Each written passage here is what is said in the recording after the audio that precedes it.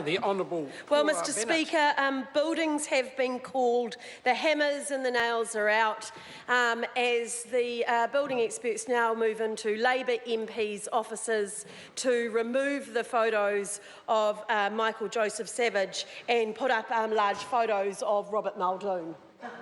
Because that's actually what we've seen in the last 24 hours as far as policies are concerned. And for the Labor Party and their policy ideas, it is most certainly back to the 1970s. The Labor Party, as Rob Hosking said, is positioning itself less like an alternative government and more like a protest movement, which is hardly surprising, and this is my own bit, when they are, of course, run by the unions. Banking experts are saying that Andrew Little has a, and I quote, lack of understanding of how banks and the system works. Ladies and gentlemen, and this is the man who wants to tell us that he should actually be the one that is in control of this stuff. So even the Greens think it's silly, David Parker, even the Greens. And as the Greens, I think it's quite interesting, as the Greens try and be taken a bit more seriously and try and become a bit more mainstream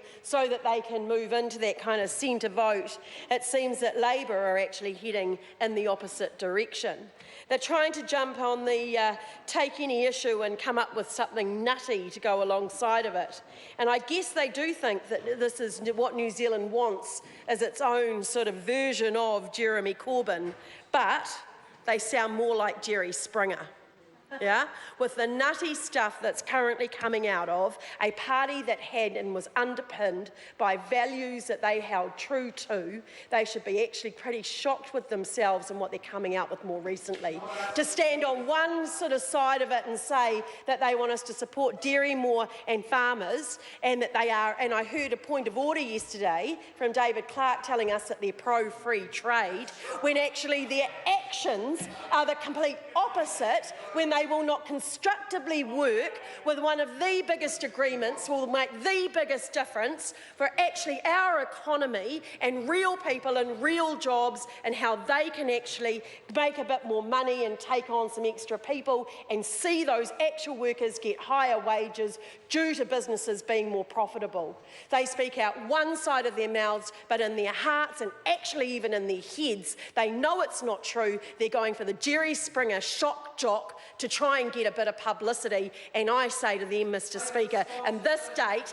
debate, that they are making utter fools of themselves and how they're doing it. So shall we move to the latest on that they should be now legislating for the banks and for interest rates? And like we hear all the time, it will of course be, we want to legislate for when they're going down and make sure that they are, and they'll be the first to cry wolf when actually it reverses and they're going up, and they will not then want banks to be passing those costs on to good businesses and to see that level of competitiveness that gives us a banking system that stood up in the world's biggest GFC for decades, and our banking systems actually stood up to that because of the robustness and because of the independence from politicians sticking their noses in and actually threatening to legislate. And there's never been a clearer message to businesses, to dairy farmers and to others that